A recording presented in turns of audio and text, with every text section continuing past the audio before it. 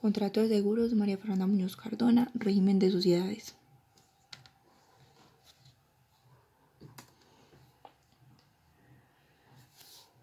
¿Qué es un contrato?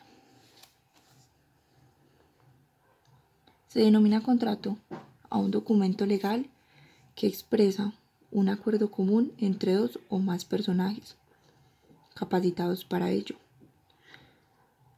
Estas son conocidas como las partes del contrato, que se obligan en virtud de este documento hacia una determinada finalidad o cosa, cuyo cumplimiento debe darse de manera bilateral, o de otro modo, el contrato se dará por roto e inválido.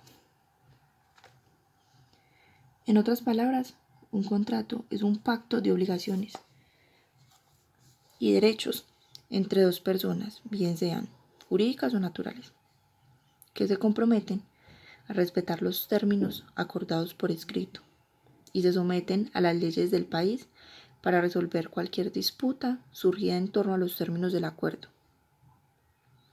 En cada país o región del mundo hay distintos requisitos para la elaboración de un contrato, pero su esencia es siempre más o menos la misma.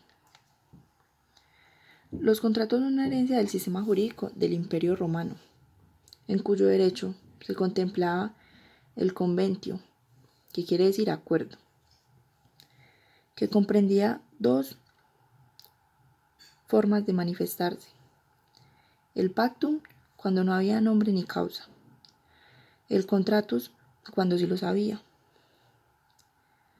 Estos últimos estaban tipificados y nominados en el derecho romano y son los antecesores de nuestros documentos actuales.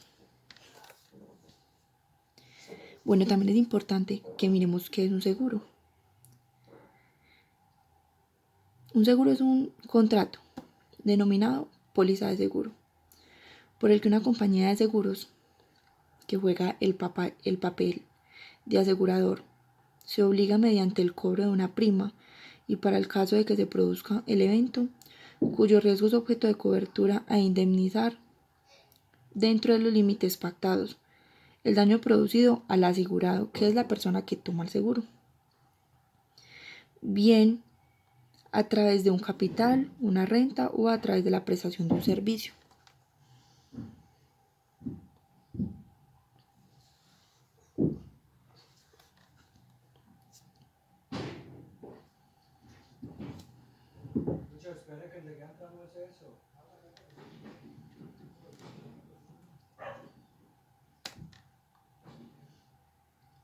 Un contrato de seguro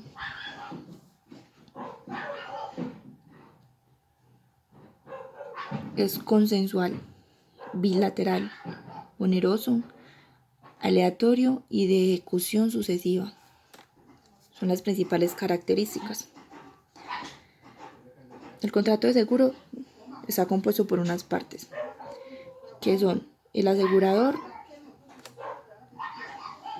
o sea, la persona jurídica que asume los riesgos debidamente autorizada y guiada bajo las leyes o reglamentos que la rijan. Y el tomador, o sea, la persona que obrando por cuenta propia o ajena traslada los riesgos.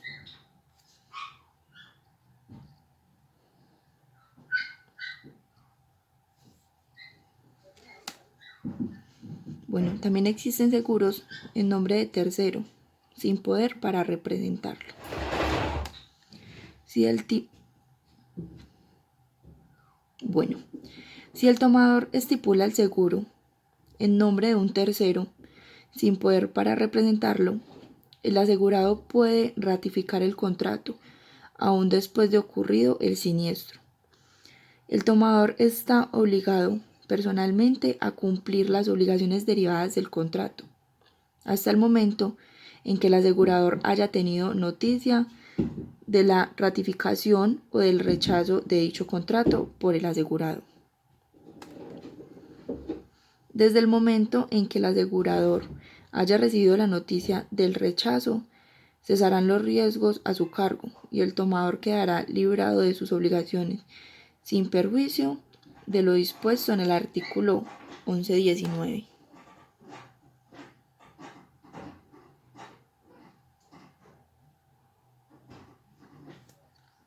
El seguro por cuenta de un tercero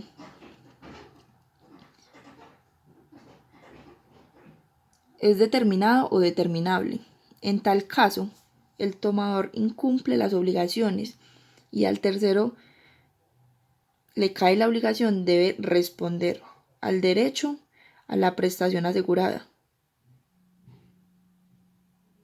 No obstante, al asegurado corresponden aquellas obligaciones que no pueden ser cumplidas más que por él mismo.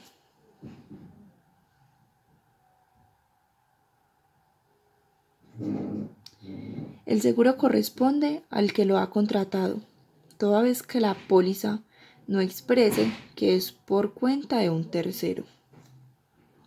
Y las obligaciones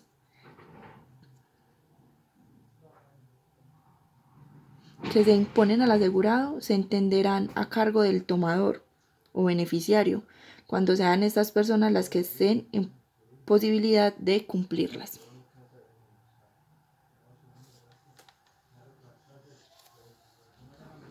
Bueno, los seguros tienen elementos esenciales.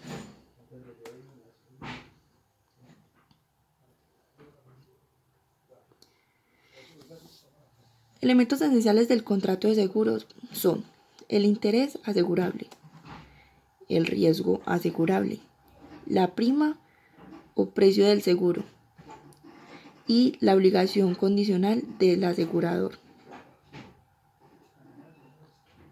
En defecto de cualquiera de estos elementos, el contrato de seguro no producirá efecto alguno. Por eso son esenciales.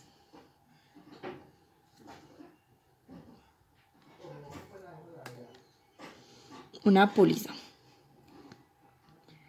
Prueba del contrato y entrega de la póliza. El contrato de seguro se probará por escrito o por confesión, con fines exclusivamente probatorias. El asegurador está obligado a entregar en su original al tomador dentro de los 15 días siguientes a la fecha de su celebración del documento, el documento del seguro, el cual se denomina póliza, el que deberá redactarse en castellano y firmarse por el asegurador. La Superintendencia Bancaria señala los ramos y la clase de contratos que se redacten en idioma extranjero. Estos tienen unos requisitos especiales. El asegurador está también obligado a librar a petición y a costa del tomador, del asegurado o del beneficiario duplicados o copias de la póliza. ¿Qué debe contener una póliza? La póliza de seguro debe expresar, además de las condiciones generales del contrato, la razón o denominación social del asegurador, el nombre del tomador, los nombres del asegurado y del beneficiario, o la forma de identificarlos, si fuesen distintos del tomador, la calidad en que actúe el tomador del seguro, la identificación precisa de la cosa o persona con respecto a las cuales se contrata el seguro, o sea, lo que estamos asegurando, la vigencia del contrato, con indicación de las fechas, horas de iniciación y vencimiento, o del modo de determinar unas u otras, la suma asegurada o el modo de precisarla, la prima o el modo de calcular o la forma en que se va a realizar el pago, los riesgos que el asegurador toma a su cargo, la fecha en que se extiende y la firma del asegurador, y las demás condiciones particulares que se acuerden entre los contratantes.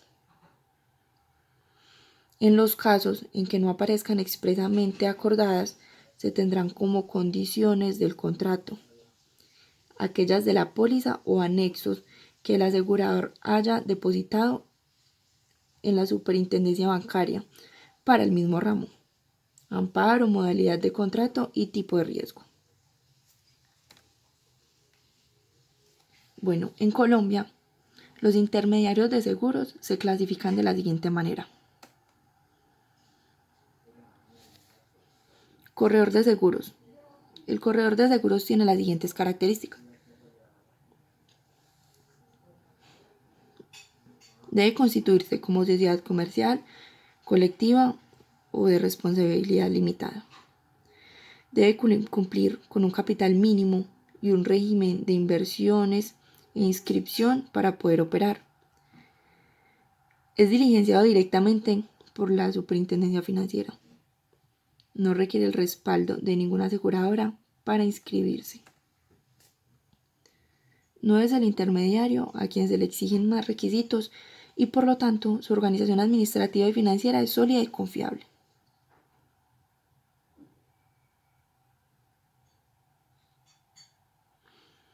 Otro intermediario es la agencia de seguros, que puede ser una persona natural o jurídica. Puede presentar a una o varias aseguradoras y no está sujeta a la vigilancia directa de la Superintendencia Financiera, a diferencia del corredor de seguros. Por esto, los corredores de seguros son entidades, personas más confiables. Agente independiente. Es una persona natural. Se dedica a ofrecer seguros en representación de una o varias compañías de seguros mediante una vinculación de carácter mercantil. No está sujeto a tener un patrimonio mínimo para operar. No está sujeto a una vigilancia directa de la Superintendencia Financiera.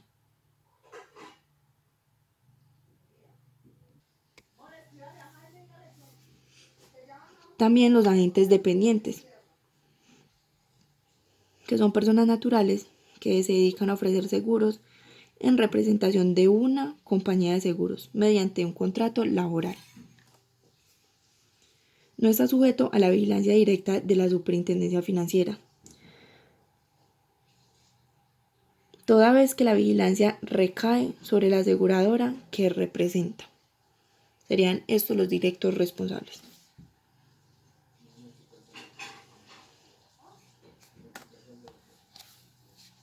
¿Qué son los corredores de seguros?